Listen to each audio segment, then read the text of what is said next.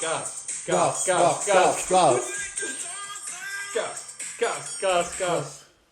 Some have called for him to enter the Hall of Fame, but No, have they? yeah, they have. Okay. Some say he's the greatest ever to ever. I'm trying to put it on properly. Can you take it off? Before I strangle you with it? I'll not disrespect. Can't keep ruining my weekends, man. Piss off. They're good. Welcome, ladies and gentlemen, to the Back Yourself Podcast. Here on a Sunday evening, as always. Just watched all 3 games of footy, and I wish I didn't watch the middle game, but that's alright. Shouldn't watch the last one. Underdog season. No, the last one's funny.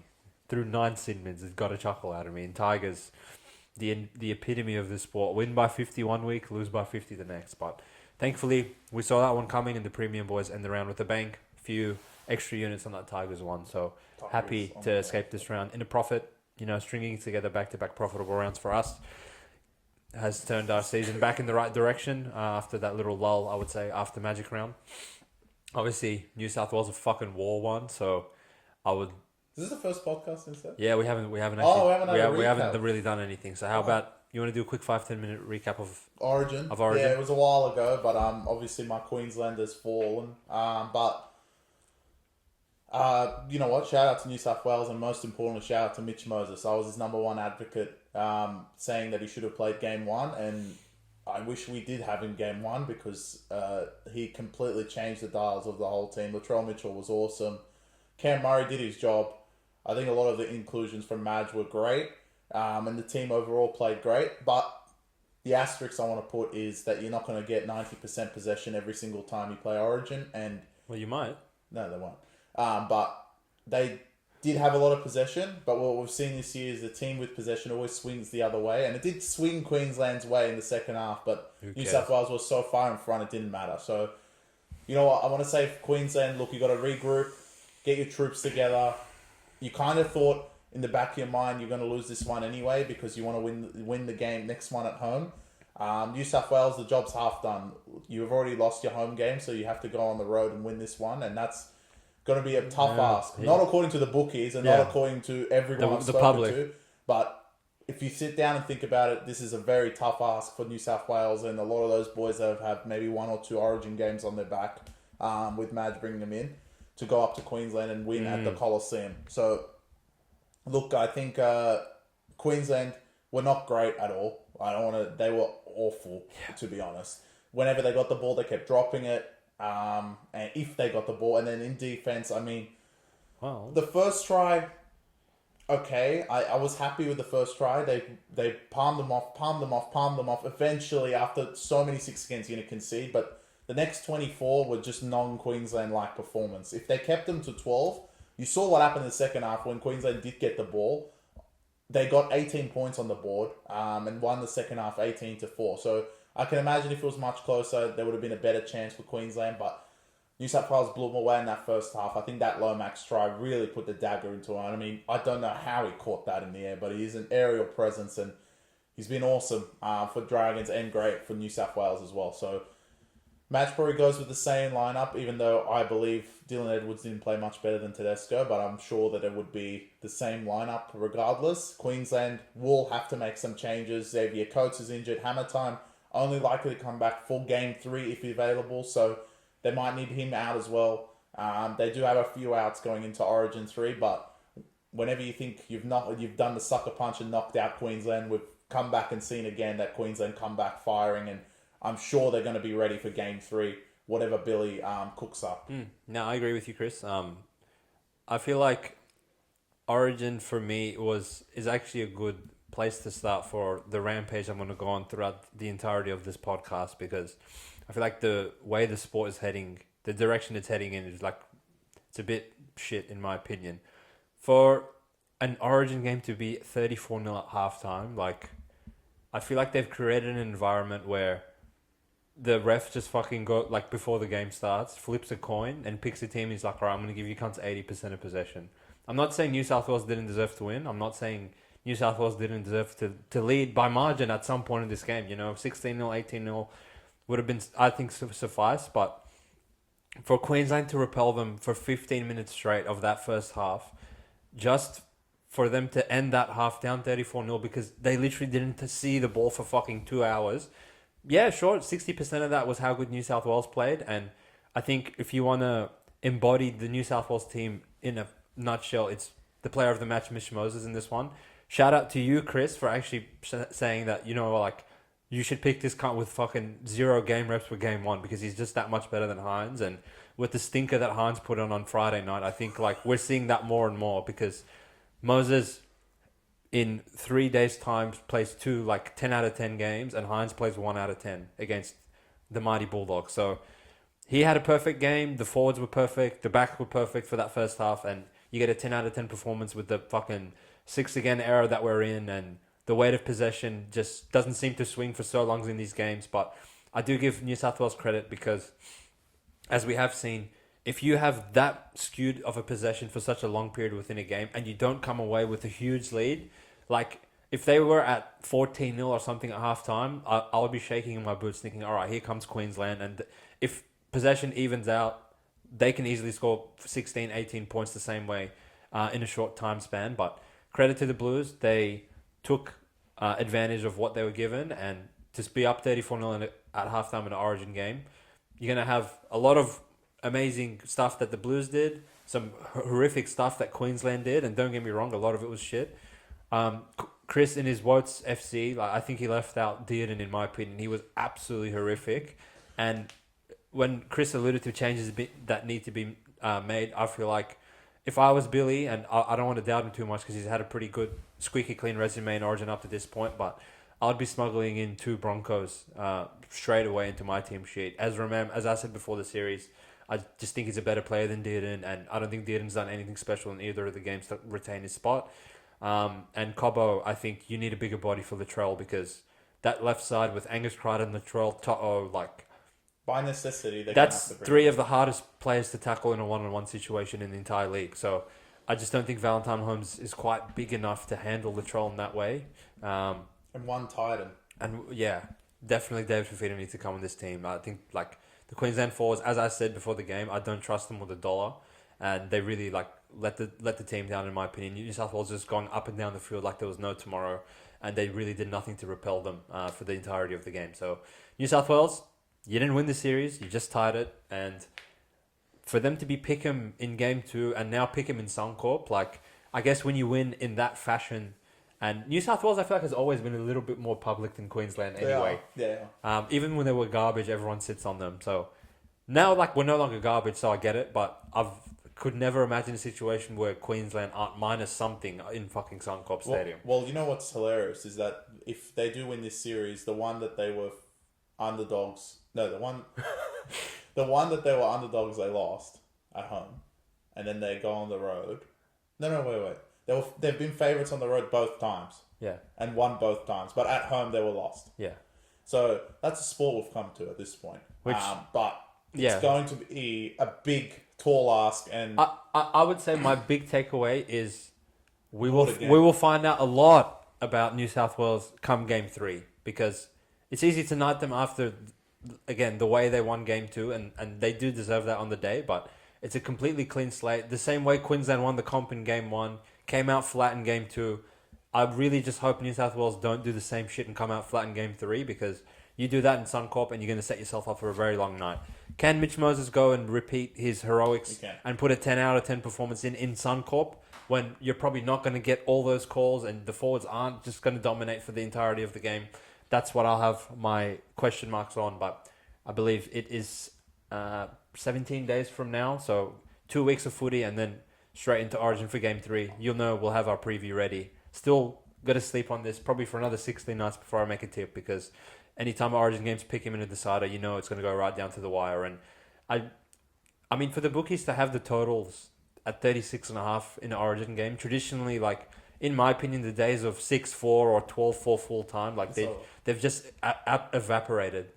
They actually need to adjust and make this 45-44 because no one in the planet, Australia, New Zealand, New South Wales, Queensland, Penrith, no one can defend except Bulldogs, which we saw on Friday night. So I think that's a perfect segue to there. Well, so I was going to say, I think a lot of our take will be what Billy does with the Queensland lineup. I agree with you, definitely not going in front of Cobbo / add Ezra Mann at Yeah. Suncorp with Reece Walsh. That's Yeah. not one thing I want to get in front of. They know that building quite well, don't they? But Apparently not well enough to get a win, but that's we'll get on to the next week. We'll get on to the mighty Bulldogs who scrapped their way and found a way to beat the Cronulla Sharks, really. And I didn't watch much of the second half in this one. I was actually out and about in the world because I refused to watch Bulldogs. And thank God I didn't, because this game seemed absolutely awful towards the end. Let me confirm that for you. All I want to say is Hines' confidence is absolutely shot. I mean, It's really shot.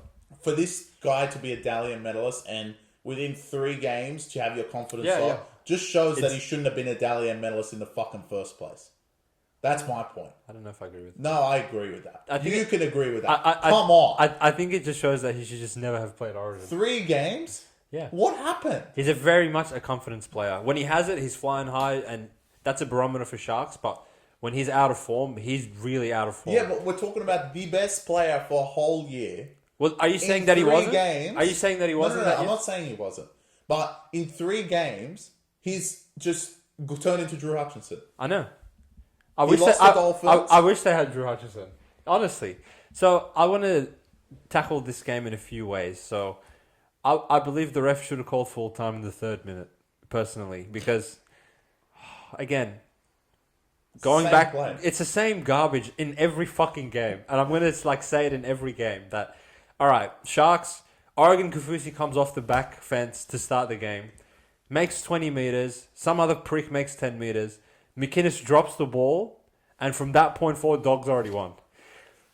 They dropped it 2 more times, 6 again, Grubber through, William Kennedy and Rudolph drop it on the try line, and Kickout scores in the 3rd minute. And in an understyle game where Dogs are known for, at this stage, I would even put their defense like right up there with Penrith's one, because if you swap the jerseys, like you would think that it's fucking Penrith.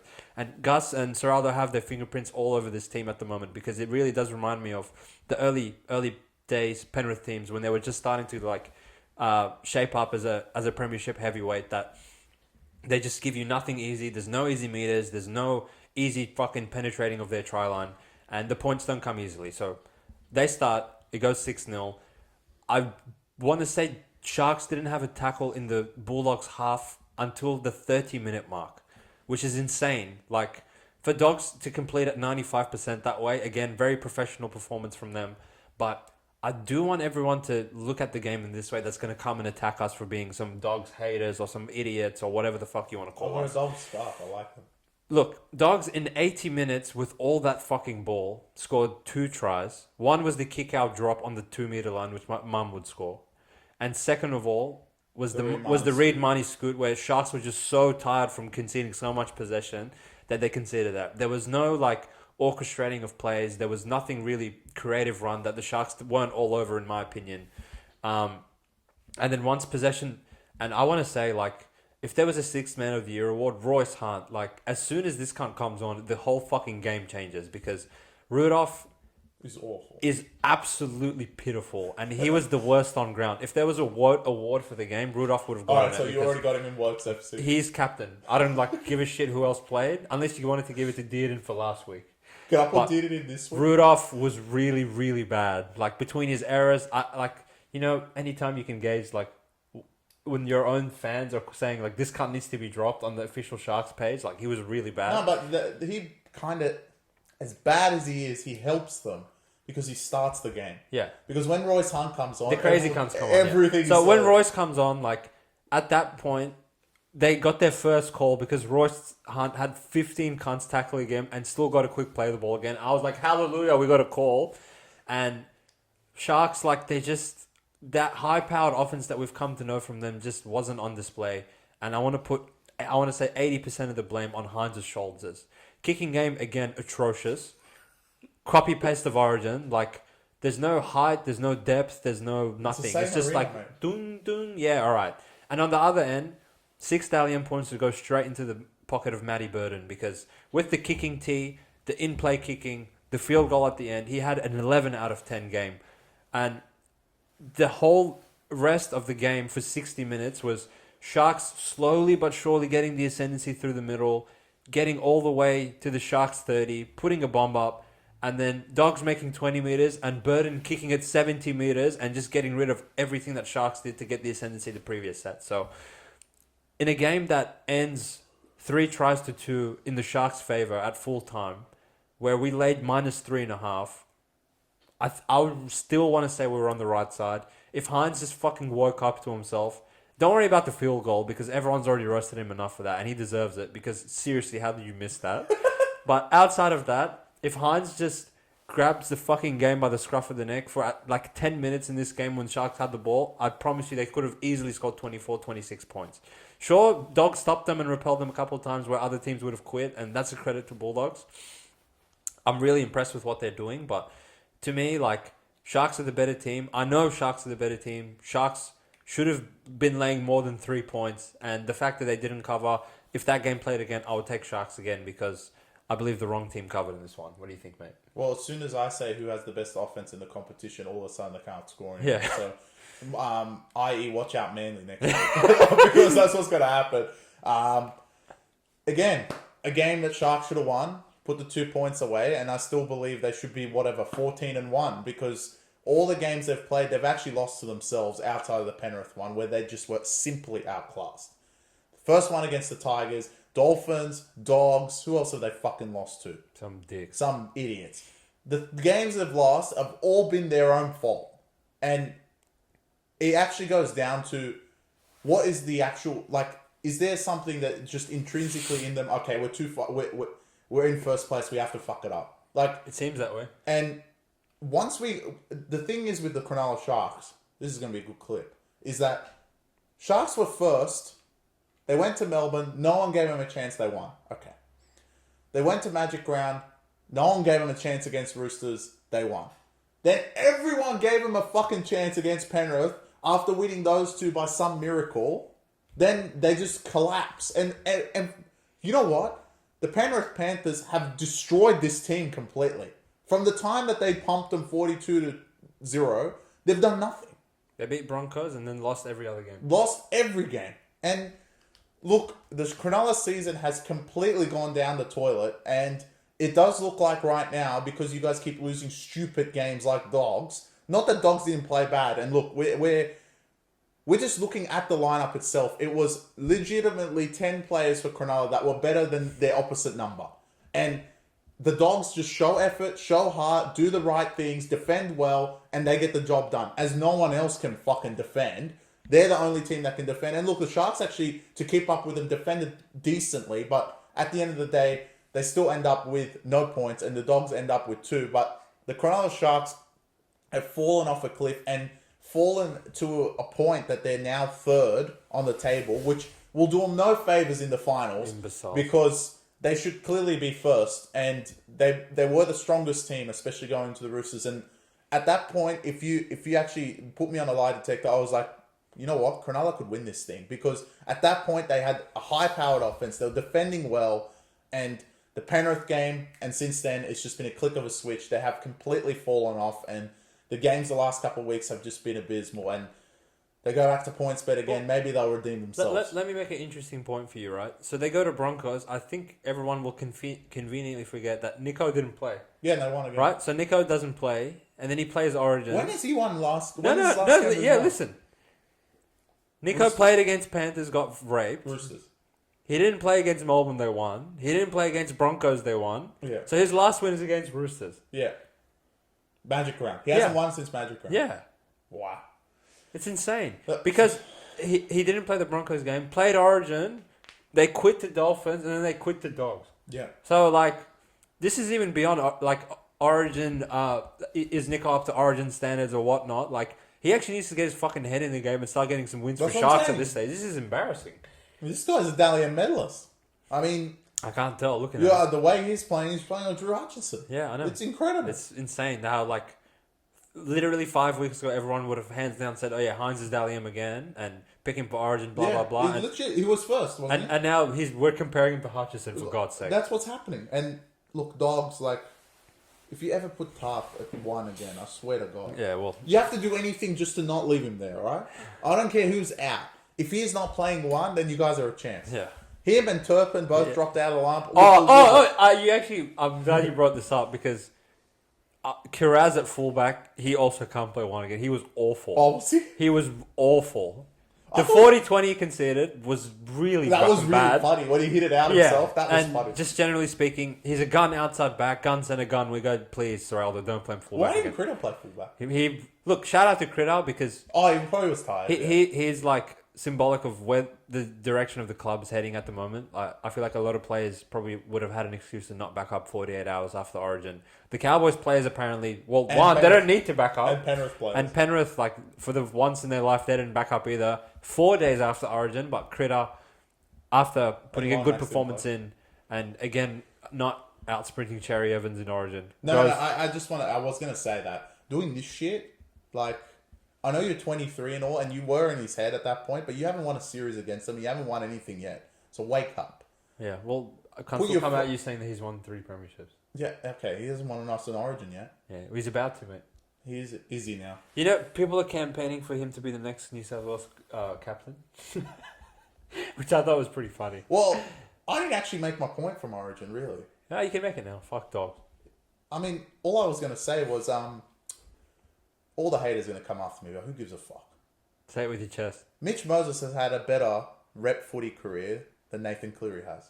In 2 games? In 2 games. Yeah. Mitch Moses in game 3 was great. You could argue, okay, Cody Walker was there, he helped. Game 2, to turn what happened in game 1 and have 4 try assists on your own, to play a 10 out of 10 for a team that's coming fucking last right now is something that we have not seen. And honestly, Cleary has not done that. Luai has been better than him in Origin, and I want to say Mitch Moses has too. Mitch Moses has played the 2 games, and to be honest, next year, when it comes to Origin time, if Mitch Moses does win this series for New South Wales, it's going to be an argument. Yeah, it's hard to take it off. It's a hard case to take Mitch Moses out if he wins these last 2 games. Obviously, he's still got the Queensland game ahead of us, but he was exceptional on Wednesday and again on Saturday. Well, we'll get to that, even though they were fallen to defeat the Parramatta Eels. But Moses has been in some sort of form, being only 3 games back from his injury. Agreed. I totally agree with you. And 2 teams that are not in good form at the moment as we move on to Saturday morning. The Wars come away victorious from this one, 32 points to 16 against the Brisbane Broncos, because they were missing a few letters in this one because they were missing all their players. Awful. They are awful. Without Carrigan, Haas, Reynolds, Walsh, you may as well just like run out fucking Wiz Khalifa by himself at fullback, because that's pretty much what they're reserved to. And I want to say, like, the Wars suck ass as well. So both of these teams, like, just you guys both need to wake up. I think this highlights a common trend in this season, and I know you'll get to the refereeing a bit later, especially on the Sunday, but it seems like the first team that blinks, they'll concede not just 1 error, but 10 penalties on top of that. Yep. And it actually makes it so that we know possession's going to swing after 15 rounds, but at the start of the season, we didn't see what's happening right now. Queensland blinked first in Origin, and New South Wales had the ball for 4 hours. Sharks blinked first, and Dogs had the ball for 4 hours. Broncos blinked first, and as the Warriors are always front run, and they got in front off the start and started well. Same shit. Same garbage. And it's like the referees are like, they have a laser on the opposition try line. Soon as they're a millimeter off, they give 6 again. Yeah. I mean, in the field of play, I guarantee you 90% of the time they're fucking offside. Yep. They still call it, but they don't call it as excessively as they do in the 10-meter line. And I get it why, because a lot of teams shoot off the line, but there's got to be like somewhat that they're so close. There can't be this much offside called. And if you're going to call in the field of play as well, so players completely stop doing it. Yeah. Because once it gets to the 10, it's like, until they score, you'll just keep fucking swinging your arm, won't you? I know how to fix this fucking epidemic we're in of overs and underdogs winning every single game. Because that is an anti-correlation. Like, if underdogs are winning, it should be low scoring. There's no fucking reason for games to end 34-30 and the $5 cunt wins. So I put it down to this. The NRL wants higher scoring because all you non-punting fans love high scoring. And there is a way for high scoring to be entertaining. And we saw that at the 5:30 slot when Para played Knights. Because that was probably the one game where possession was a bit more even throughout the game. But what's happening in this sport at the moment is Team A starts the game off, gets 2 calls, goes into the opposition 10 meter line, Gets 5 more calls. gets 100 of these, and it's like the NRL, they've emphasized more of call anything marginal within the 10 meter line when the team's attacking. Where actually it should be the opposite. Correct. When you get to the 10, I know like rules shouldn't operate this way, but there should be a little bit more lenience of like, all right, if you can't make 5 tackles or 4 tackles and you're a little bit slow in the ruck on the 4th tackle, I'm not going to fucking blow 6 again knowing that you can't defend another set because it's physically impossible unless you're Bulldogs. Right? Like Ashley Klein the first 10 minutes of Origin. All right, you gave him 2 6 against to get in the 10. You gave him another 6 again once they got in the 10. At that point, like, unless they do what Scott Drinkwater did and just blatantly do a professional foul, don't fucking call 3 more 6 agains because that just like takes the interest out of the game. Where like me and Chris are sitting back here, like, all right, just hurry up and score because the other team can't keep up, and because once Team A scores, Team B is already gassed because they fucking used up all their energy for 15 minutes to stop that initial try. But this cunt did this for long enough for them to eventually score it anyway. And then they're so tired that they concede another 20 minutes of possession until the subs come on. And then in that time, that's why like outside of Knights Eels, where it was like, all right, Eels score, Knights score. Knights score, Eels score. Every game, whoever scores first, you may as well write 16-0 on the board and just skip to the 30th minute. Warriors went up 16-0. Dogs went up 12-0. Cowboys went up 12-0. No one went up anything in the Dragons game. We'll get to that.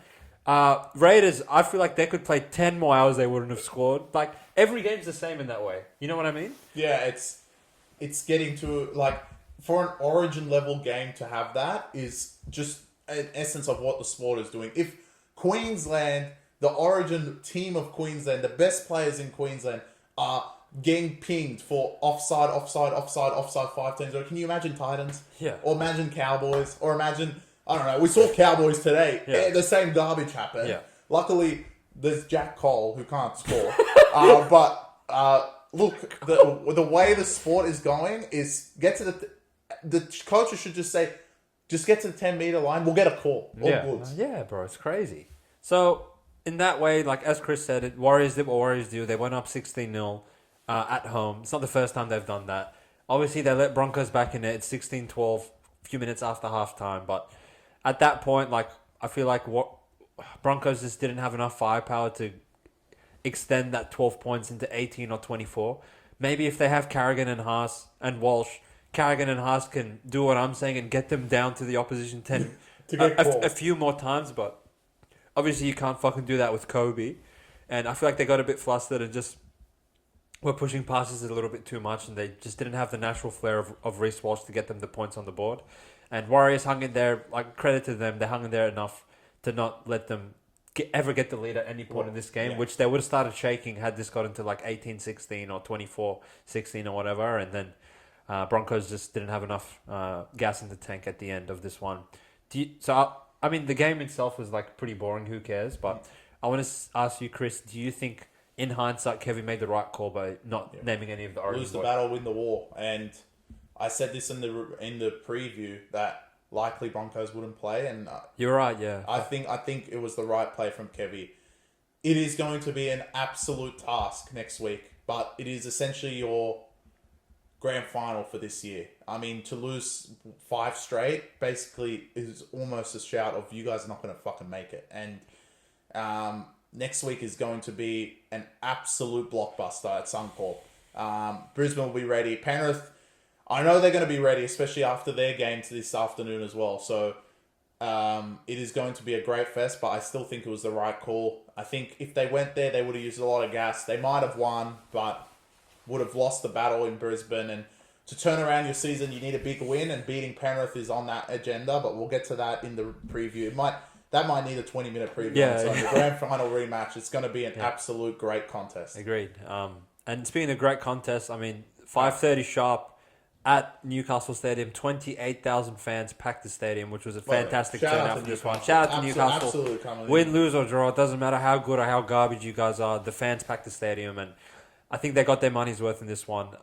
Cracking game of footy, I want to say, and both teams put in. Both teams not in the top 8, but both teams they look like a fucking week one of a semi-final in this one. Knights come out, probably have weight of possession for that first 25 minutes, where I don't think Para got a call until the 20th minute mark, and it was 5-0 penalty count this stage. But Knights, Para for once in their miserable life, actually defended their own try line quite well, and Knights didn't really look like scoring for a little while, and Para ended up striking first in the corner through Blaze, which... Scored again later. Scored again. Should have scored a third time, but we'll get there. And it was very much so a back and forth contest where Para scored, Knights scored, Knights scored, Para scored, Para scored, Knights scored. And it just was nip and tuck the whole way through. Mitch Moses, 2 absolutely cracking tries from scrum plays, which it was good to see him and Dylan Brown link up and actually run a play. As opposed to Jack Cole just fucking tucking the ball under like he's playing Union for the entire fucking 80-minute game. And Mitch Moses did everything he could in this one to give him a win, but unfortunately for Para, unfortunately for Newcastle, they just scraped through. I feel like I'm not sure if there was really a right side in this one. It was priced at a pick'em, played out like a pick'em, and Knights just gypped them, win by 8 in the end due to a few Bradman best full field tries off errors, which Para, for as well as they defended, they probably gave up 18 to 24 points off their own errors. Not only was it the 2 Bradman tries, but Blaise Talangi's one where he drops it and Marju scores was a bit of a backbreaker. Para showed character to make it a contest right towards the end, and I thought when Bryce Carter did that fucked up offload and Paulo scored, you never know in 5 minutes to go, but it just wasn't meant to be. Chris, how'd you see this one? Yeah, I would take the 2 points off Warriors and give it to Para. Para probably deserved more a win than Warriors did. Warriors were awful in that win, but it was a cracking contest. Parramatta just find a way to lose. I think that's just the season that they're in right now. If you take this back maybe 12 months, when this time last year, they would probably beat the Knights in this one. Again, another close game, but they would win. Yep. And if you actually look at the team, Blaise, he probably scored in the corner. I would say he scored with some of the fucking decisions. Yeah, he scored. But he scored. But regardless, it's just when chips are against you, shit like this happens. And to be 4-11, I wouldn't say... The commentator said it themselves, and you said it as well. It was like a semi-final out there between Knights and Parramatta.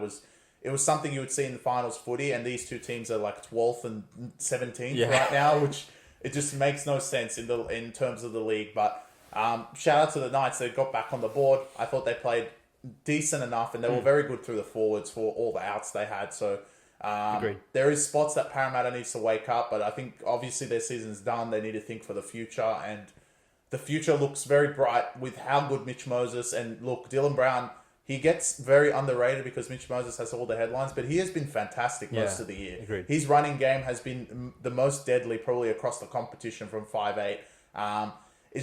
They're just finding a way to lose at the moment. They're not last anymore because Tigers got hammered, but they definitely don't deserve to be down there. But few stupid results, Mitch being out for 12 weeks, it really doesn't help.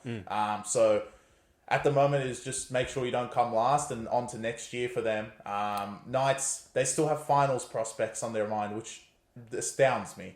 But they do.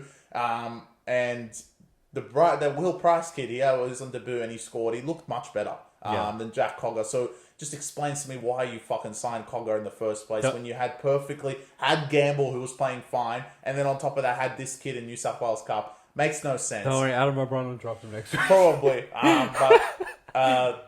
Both teams definitely put on a show, and we go into the last game, which was definitely not a show. I have a few more comments for that game. Nice. I feel like... I don't know if we have power bias. I don't know if we have blindfolds on that. How are they this bad? We think they're better than they are, but because we send them out as the best bet every week, and we have for a couple of weeks in a row now, I feel like a lot of our time gets wasted talking about them when, in reality, their season's over. So it doesn't really matter how garbage they are, whether they come 17th. I mean, they really can't come 17th. Come on. But, they're going to finish the maximum 13th, probably somewhere in between that. So I want to kind of take my attention over to Knights, which I do love Knights at the end of the day. To think that Kalen actually comes back into this team a few weeks from now, I don't think there's any scenario where going to that building is going to be an easy game for anyone.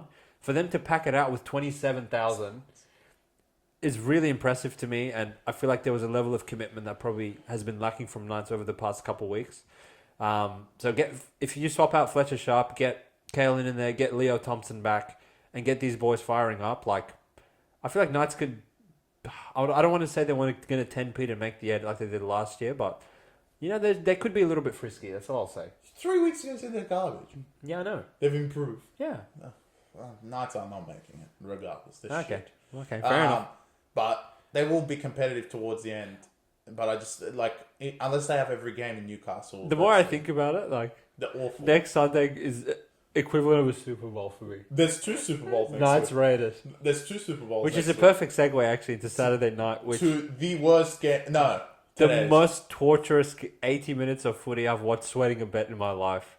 Because obviously premium, we know we sent out 15.5, knowing that Pappenhausen and Harry Grant wouldn't play, and this closed at 10.5 on game day. And I want to send a formal apology out for those who took the Storm minus 10.5 because no, I don't. I don't know if you need to go and rewatch this. No, I watched it. That was the worst beat of the season in my opinion. No. Who's taking the minus 10 with fucking Longo and Wishart? Oh, it was enough. Garlic? It should have been enough. Yeah, but 15. Okay, fair enough. You know what? They should listen to us. This is their problem.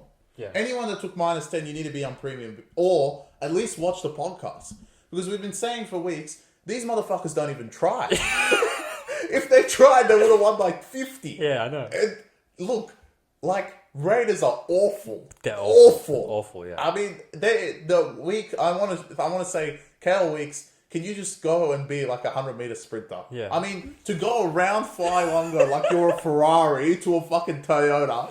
Longo isn't fucking slow, and you just went meow. Yeah. I mean, wow. Why did Melbourne even concede that? But look, why did Melbourne even let him through? But look, this team is. If we didn't like them this much, they would really piss us off because we sit there every week, see them win, know they're not trying, go out there. Bellamy goes, you know what?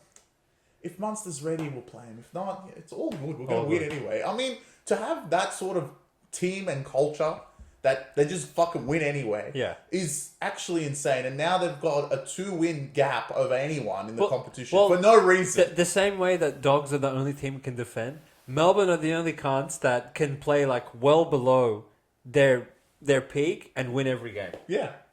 No, they have not. They've peaked maybe 1.5 games. I promise you, 1 game.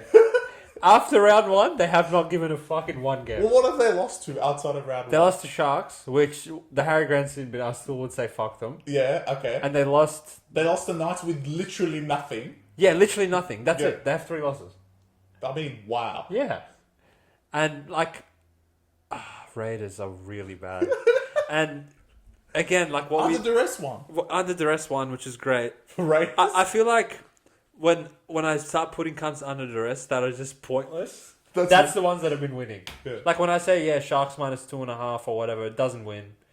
As soon as, think about the stupid under duresses, even against Melbourne, I've won. Yeah, I know. Knights, Raiders, and both of those cunts should have lost. Sharks. When Hines doesn't play. All 3 of those cunts should have lost by 50, in my opinion. No, this one was definitely up there, but... I'm sending a formal notice to Tigers in advance. You think this week is bad? Yeah. If they all play next week, they're going to win by 50 at some point. Yeah. Which, just unfortunately, the tweet did come out today. Ryan Pappenhausen, they tried a bit of treatment on him, and it doesn't look like it's working. So he won't be back anytime soon. Harry Grant returns to kill his old team next week. Xavier Coates, unfortunately, did go off injured in this one, so they literally have no fucking play. Maybe Tigers will wake up. Tigers, they are playing at the 8th wonder of the world, so anything's possible. Yeah, but Melbourne... Raiders are really bad. Raiders are awful. Raiders are really bad. Did they get anyone back? Who did I say earlier has to be captain of Word FC? Rudolph. I changed my mind. To who? Xavier Savage. Catch the ball. Oh, wait, Hudson. No, Savage, bro. Catch the ball, bro. Please, man. I can't believe he used to play fullback. That was when I really used to laugh at Raiders because he's awful. But Raiders Knights is even the myth of Raiders having a gun forward pack, even Tarpany's garbage now, bro. None of them do anything. How does he get pumped by Josh? I don't know. I don't know. I keep looking at Hudson Young and Tarpany and Whitehood and all these cunts, and they just don't do anything. Next week.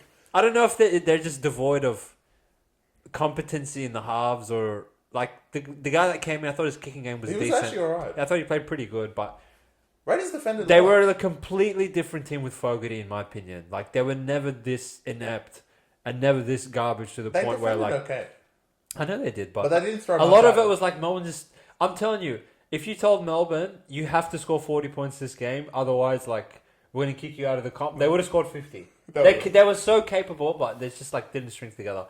One last point I want to make on this one before we move on is I believe we have a new outright Dalian front runner in the NRL at the moment, and I know he's missed a couple games, but with the landslide of Nico Hines in recent times and Dylan Edwards being out for a couple of games now, Jahrome Hughes, it's actually insane how much Melbourne can win missing their three best players outside of Hughes. And when Hughes isn't there and the others are there, wow, they're still capable of losing. They're still capable of not playing great. But for some reason, it's as if you take all three of them out and you just have Hughes in there, give him a Farlongo and a Nelson and maybe an outside back, and they just win every week comfortably. This happened in the Dolphins game. It happened in the Raiders game.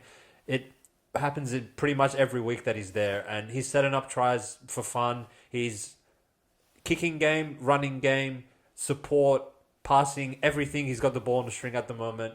If it wasn't for Nathan Cleary and Mitch Moses, like I'd put him right in that echelon of halfbacks, along with maybe Ben Hunt, Cherry Evans, like the way he's carrying himself, and Hines when he has confidence. But outside of that, like I think he's been the best player in the comp this season. And if anyone wants to come at me in the comments, whatever you want to say. But the way the form he's in right now, like Melbourne are a chance of winning any game that he plays right now. Seriously, like I think it's got to be Hughes. It's up in the air. I mean, Edwards has missed a few games. Obviously, with his Origin masterpiece. He doesn't get any points for that, and then misses the Penrith game, which we'll get to a bit. And Hines has lost confidence. All right, we'll think. Right, who's on top of the ladder right now? Melbourne's first. Hughes has been their best player. Next is Penrith, which all right, you want to say Edwards, but he's been out for a bit. Third is Sharks, which don't get me started on Hines. Fourth is Roosters, which who's their best player? Changes every week. Who would be getting their points right now? Walker 1 week, James the other, Angus Crichton 1 week. Dogs, Build.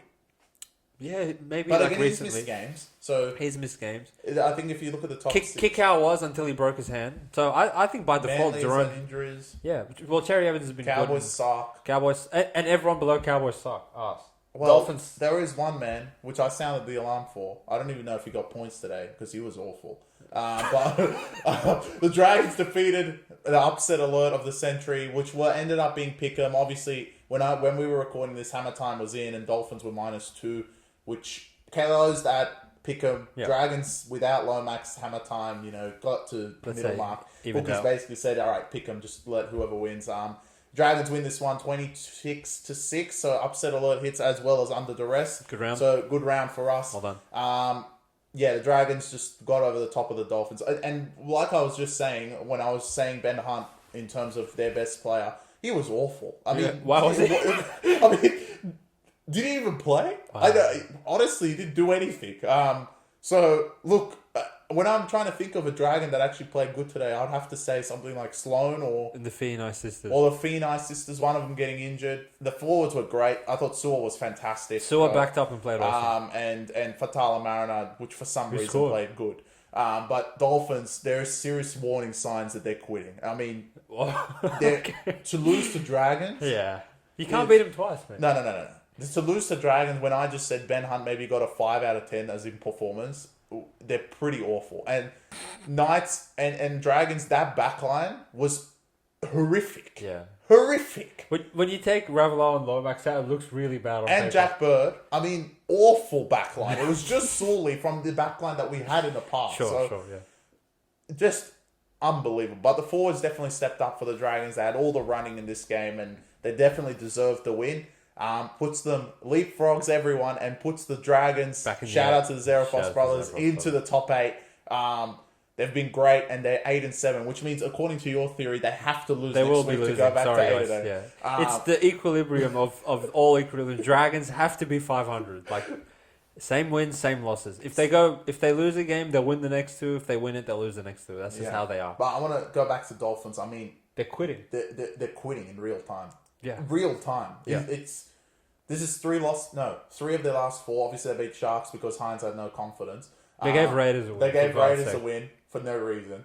They lost at home to Melbourne, which the way they're going, they just beat anyone, and then losing to Dragons. I mean, that's a nail in the coffin. I think they have a bye next week, so they have time to regroup, but they were not great today. They didn't look like scoring most of the game. Obviously, they got the new try right at the end when I was screaming at Dragons not to take the 2 points because I knew they were going to fucking drop it. And they did. But they ran away within the second half, and apparently Dolphins had the win, but it didn't seem like it. Dragons were all over them in the second half, and you know what? They're a shout. I think full-strength Dragons is completely different to what they put up today, and they still won by 20 against a team that is in the 8 right now. So just explains the league right now. Again, Dragons, there was a stretch of possession in that second half. I think it was 6 penalties to 0. Just garbage. Garbage. Yeah. I mean, just garbage. And then the sin bin on top of that for Donahue for no reason. It was just the second half just quit job from really Dolphins. I don't know what Bennett said at halftime, but it didn't look like you guys wanted to be I mean, there. for them to actually enter halftime with the lead, probably they were feeling themselves of oh shit, we played that garbage and led. And then within 2 seconds it just evaporated and they just quit. Yeah. Which, not only did they quit, and not only are they on the downward trend, but it was a costly one because Jeremy Marshall-King looks like he snapped his leg in half, and all of a sudden you take him out of his spine and it's really on the hammer time and no hammer time as well. I only see the landslide continuing for these cunts after the bye. There's really not much. Wayne, he's waved his magic wand at them for 16 rounds now, and fair play to him. He's done a fantastic job to have them this high up on the ladder for so long. But I feel like a month or two from now, when we look at them, they're going to be pretty down there, maybe 11 or 12. I don't see them hanging in much longer. Well, yeah, it worries me for other teams that are on the up as well.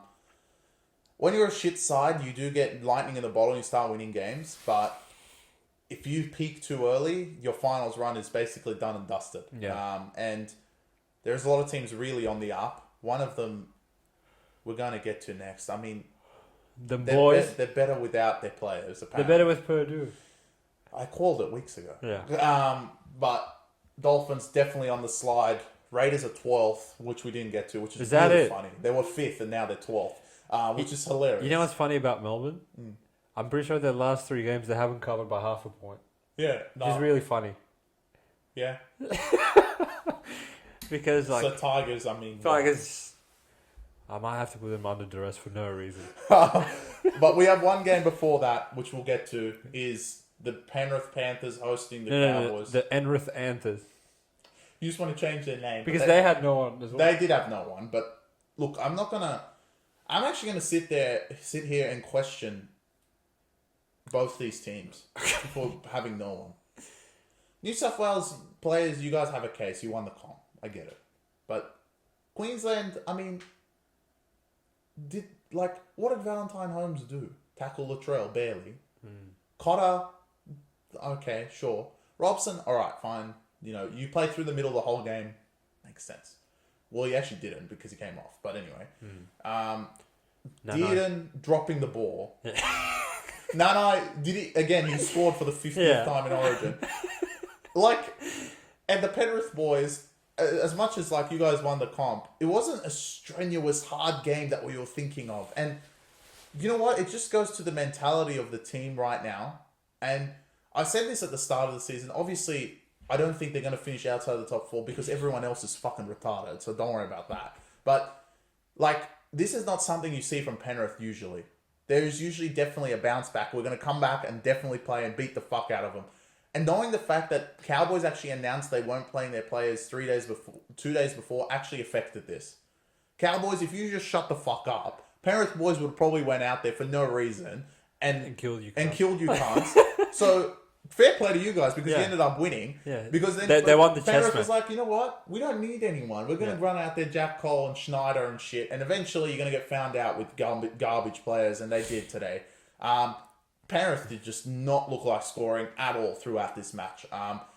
Again, host the Stars out. Again, Dane Laurie runs for 300 metres at fullback. We've said it a million times. Whoever plays fullback for Penrith seems to run 300 metres conveniently.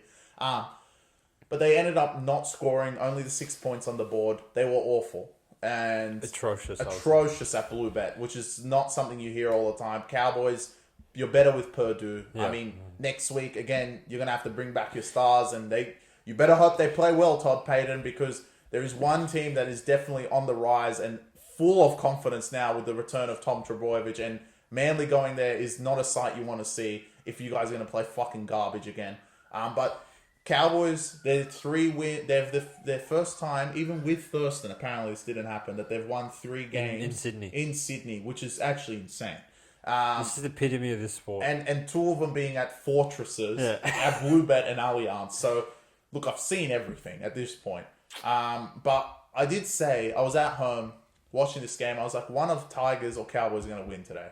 And it wasn't going to be Tigers. It wasn't going to be Tigers, so I should have saw the fact that it was going to be Cowboys, and they thoroughly deserved it. They outplayed them, they defended well, they had their bodies on the line, they played gritty, and this is what the Cowboys and Todd Payten hopes from these team all the time. But what we know, and we called it out in round 4, we know what they're going to fucking do.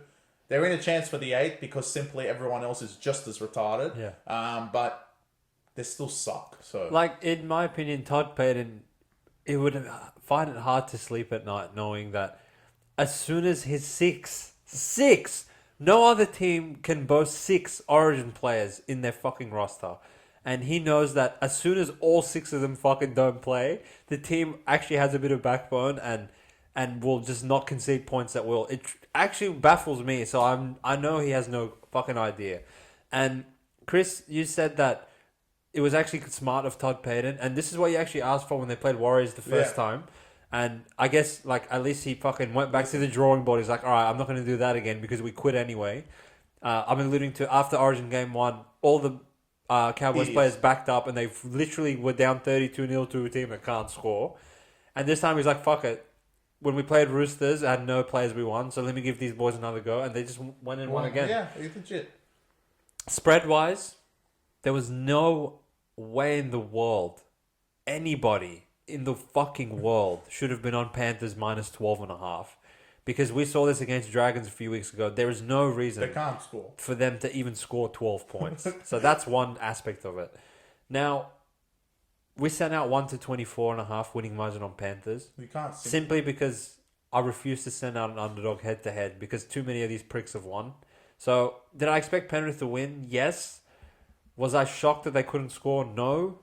Was I shocked at how pointlessly resilient Cowboys were? Yes. I think that's probably what got me in the end, as opposed to being on plus 12 and taking the 1 to 24. But Panthers, in a weird way, I feel like you could have actually accomplished both things in this game. You could have rested most of your players. Literally all you needed to win this was To'o and maybe Luai. Like, even if Luai doesn't play, let's say you just run out To'o and fuck it, Liam Martin or something. Like, I swear you would have literally won. They would have rolled them through the forwards. They would have rolled them through the forwards, but... Well, the choice was in their hands because Cowboys announced it very early. Exactly. They weren't playing. But what happened was, Todd Payten was like, I'm going to give my backups a run because they haven't let me down since. And Penrith were like, all right, fuck it. We'll just rest everyone and then we'll go kill Broncos next week, which is, I'm sure, is what they're thinking. But at the same time, you look at the ladder and Penrith, for not having Cleary for so long and having so many players in and out and chopping and changing their lineup every week, they're still second. So, like, they don't really give a piss, do they? They don't. But if they wanted a minor premiership, you've pretty much signed that away. And it becomes a big game for minor premiership-wise next week. If they go down again and Melbourne beat Tigers, which is not an easy feat, there'll be 3 wins ahead and pretty much done and dusted for the minor premiership from that point. Do we talk about the autistic officiating in the first half of this? Or we already hit it? I mean, because it was just particularly bad. Wow. Yeah. How many calls? Yeah. I mean, we get it. You're at Bluebet, but I think they had 42 tackles in Penrith's Cowboys 20. Yeah. In the first half. Raiders had 1 by the 70th minute. I mean, stop calling six against, 2 sin bins, 3 ruck infringements in the first half. And they scored 6. And they scored 6 by, like, Which I was telling Chris, like, if all the Queensland players backed up for Cowboys, they would have probably conceded 3 tries. They would have, yeah. Not 1. But, again, Cowboys maybe a little bit lucky getting 2 tries against the run of play, but there was nothing else lucky about them. They earned the victory. They were the right side. Whoever backed them at plus 12, well done. Whoever sprinkled a bit on money line, well done. And, you know... Thoroughly deserved. But... if you idiots go and bring everyone back next week and lose to Manly, again, you may as well not have won this game. So I think this actually just sets us up for an absolutely huge blockbuster of a Saturday night game with Manly going to Townsville next week. It's going to be absolutely cracking. I don't want to talk much about the last game because who gives a fuck? Because Me. Roosters won. But Tigers. Next week's preview is cut down literally 3 games. The Friday night, showdown of the century, I want to say. It's maybe showdown of the season thus far, that Brisbane-Penrith game. Then we have the third Saturday night, Cowboys-Manly, which is a big push for the 8. And then maybe the funniest game of the round was Raiders Knights at the end. And we opened the round with Souths are back. And Souths are back. I think it's a cracking round. And Tigers are back at Leichhardt. Tigers are back at Leichhardt. All right, fantastic. Let's get to them. I don't have the Tigers jersey on, but the run ends of their 2-peating schedule. That's a run? 2? It's Tigers. They got absolutely walloped today against the Sydney Roosters, who, you know what, as soon as they get 12 points in front, they're a scary outfit to be in front because they're front runners at the end of the day.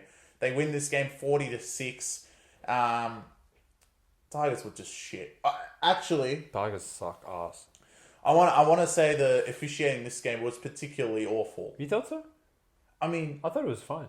Like, why did Api Coruscant get sin? They're already down 26. Yeah, no, but at that... if a ref makes a shit call when a team's down 50, I don't care. Like, the two of us check one, it doesn't matter. But if they make garbage calls to make it 20-0, that's what pisses me off. Alright. Well, Tigers had 2 sin bins. Both of them, as far as I'm concerned, weren't sin bins. But anyway. Legitimately, he stopped still.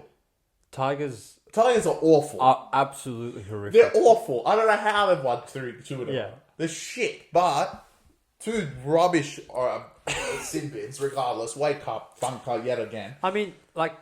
So Raiders, you lose to Tigers by 50, and then you lose to Melbourne by 10.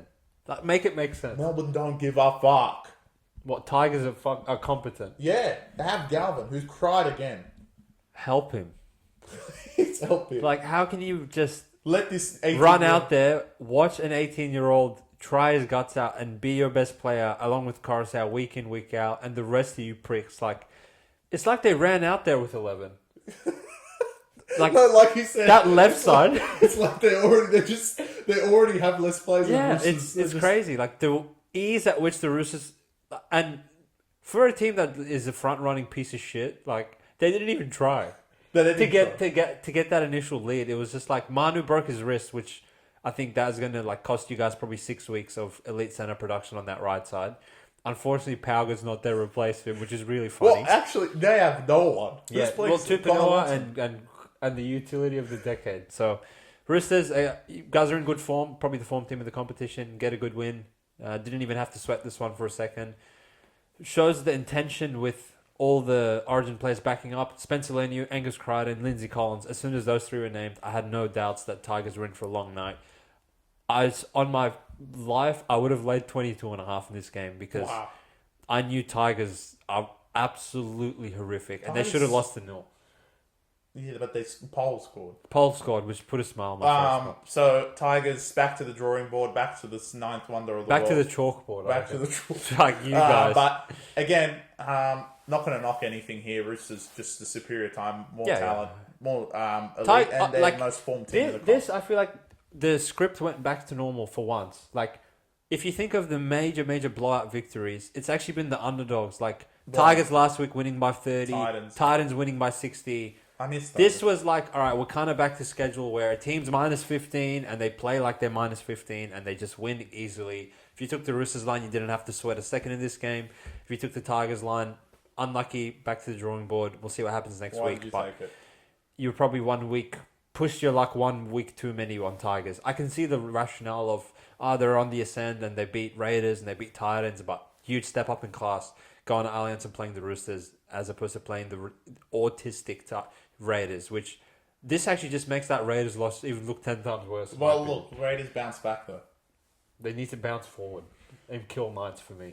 But yeah, next week I'm itching at the thought of and you mentioned it, Para, might as well throw in there. 4 of the 8 matches are absolutely elite. Are we back to Thursday night footy? Yes, we are. All right, lovely. Tuesday lineups. Obviously, we'll have a preview ready for you guys, and we are keen to talk about next week because there's some cracking games on the horizon. Dragons are playing. Dragons are playing. Who's the guys are by next week? Some rats. Dolphins. Thank God. Talk about one team I could not care less to see at the moment. But Yeah. Anyway, good to be back in profit, guys. Good to speak to you as always. Whoever stayed this long, appreciate the support as always, and we'll chat to you guys later. All right. Good night. Peace.